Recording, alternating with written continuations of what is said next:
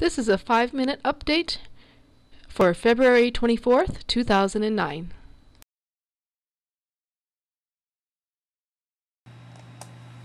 The FDA okays a brain pacemaker for OCD patients. The Food and Drug Administration has approved a brain pacemaker designed to assist those who suffer from serious obsessive-compulsive disorders. The device, named the Reclaim Deep Brain Stimulator, blanks out abnormal brain messages by transmitting electrical signals to the brain with 4 embedded electrodes in the brain. Although the electrodes are placed directly in the brain, the Reclaim device itself is placed in the skin near the chest. The device was developed for OCD patients who don't do well to conventional methods of treatments, such as an antidepressant drug prescription or therapy.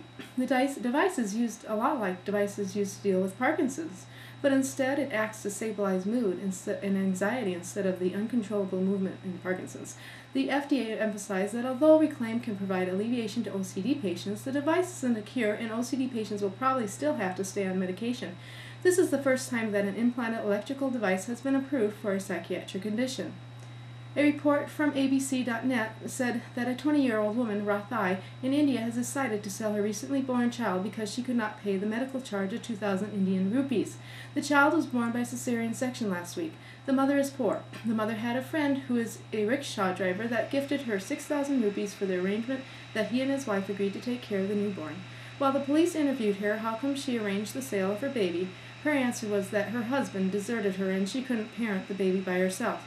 Selling and buying a baby is a violation of the law in India. Housing prices dropped, the fastest housing drop in 21 years. Housing prices went down at a record rate across the country in the last 3 months of 2008. This was according to the S&P Case-Shiller National Home Price Index Industry Report that was published on Tuesday. The report said that housing prices dropped a record 18.2% during the final 3 months of 2008. When compared with the same period of time in 2007, Case-Shiller's index of 20 major metropolitan areas fell 18.5%, which is also a record.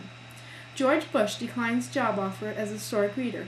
Elliott's Hardware wrote a public letter that was published in a Dallas newspaper in which they offered up former President George W. Bush a part-time job for becoming a historic reader for them. A few of the job benefits would of course include enough parking for George W. Bush's security. Another benefit would be a store employee discount.